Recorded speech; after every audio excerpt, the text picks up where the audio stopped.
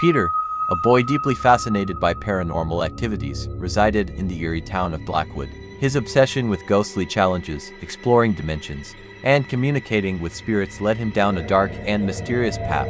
He spent countless hours devouring scary articles and content on sinister websites, craving that spine-tingling thrill. One fateful day, an idea consumed him. He decided to embark on a journey into the astral dimension using a lift. The only hitch was that he had no elevator in his home or anywhere nearby, and he needed a building with at least 10 floors.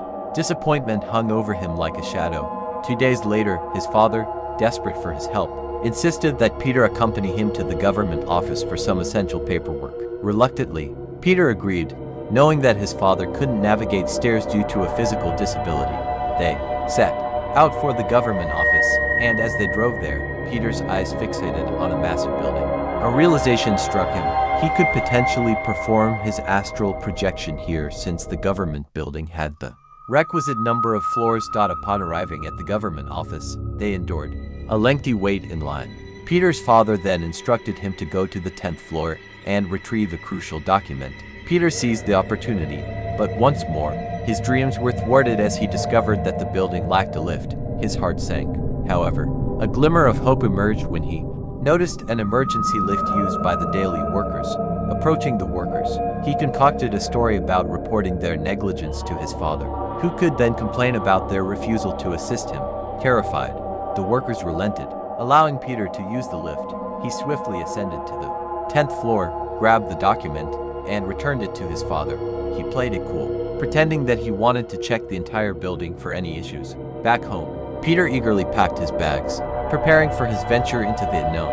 He waited for the night to fall, biding his time. Once everyone had settled in for the night and the house lay shrouded in darkness, Peter seized his opportunity. He hopped on his bicycle, pedaling furiously, reaching the government office in just 15 minutes.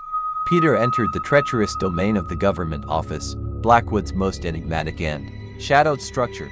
He maneuvered through the dark corridors and stairwells, dodging the distracted security guard who was preoccupied with his phone. With cautious steps, Peter ventured deeper into the building, until he found himself in a dimly lit corridor adjacent to the emergency lift. He set up his ritual materials with trembling hands, his heartbeat echoing in his ears. Anxiety clawed at him as he realized the security guard could still expose him. As Peter proceeded with the ritual, he recalled the internet's vague instructions, a pattern of floors, an invocation, and the promise of an encounter with supernatural entities haunted his thoughts. Each step he took further into the building was like plunging into the unknown, where dread and fascination coiled together. The time came for the crucial ascent to the 10th floor, the culmination of his quest.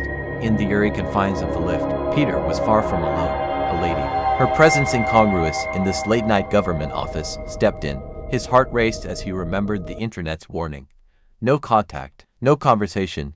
But who was she? Why was she here at this ungodly hour in a government office? Peter remained silent, clutching the ritual instructions. Unbeknownst to him, she pressed a button in the lift, sealing her mysterious intentions. The elevator ascended to a floor Peter didn't recognize.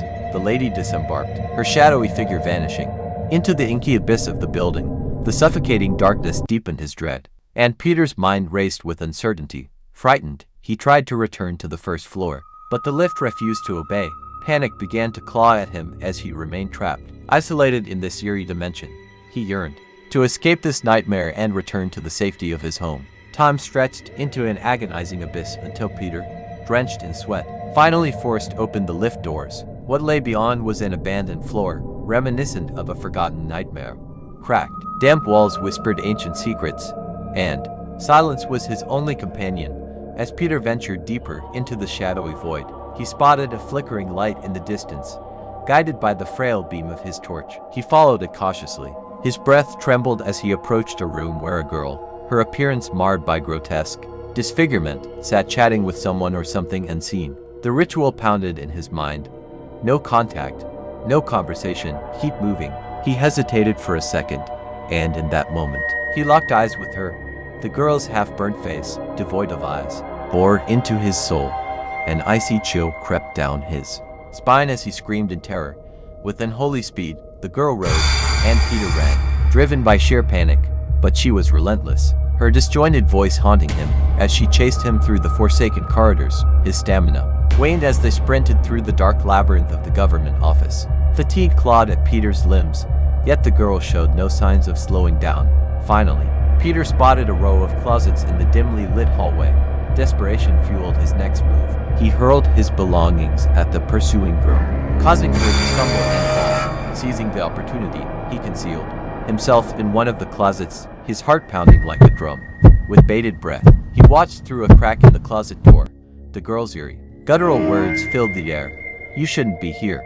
Time crawled by, and then it was his turn to exit the closet. As he stealthily pushed the door open, he caught a glimpse of her before making his escape. With the girl's malevolent eyes locked onto him, he ran as if his life depended on it. But the girl's form began to shift and contort. She transformed into a nightmarish entity, a grotesque, black figure with spindly legs like a spider. It poised to leap at Peter, ready to tear him asunder. With every ounce of strength left in him, Peter raced toward the flicker of light at the end of the corridor. In one last act of desperation, he hurled his flashlight at the abhorrent entity. The beam of light momentarily stunned the demon, buying him precious seconds. Peter reached the lift and frantically pressed the button. His t-shirt ripped into shreds from his harrowing ordeal. As the demon closed in, he used every ounce of willpower to keep the lift doors from giving way. The demon's clawed hands almost snatched him, but with a final, Herculean effort, he slammed the door shut. He had narrowly escaped the clutches of the malevolent entity. Now back in the safety of his home, Peter couldn't shake the feeling of dread and terror that had consumed him. The paranormal realm he had ventured into had left scars on his soul, a haunting reminder of the horrors that lurked in the shadows. The message is clear. Some secrets should remain buried, and not all mysteries are meant to be unveiled. The darkness holds terrors beyond imagination, and curiosity can lead to a fate worse than death. The suspense lingers, leaving us to wonder about the horrors that still reside in the government office, waiting for the next unsuspecting soul to cross their path. The question remains, what otherworldly secrets await those who dare to seek them in the depths of darkness?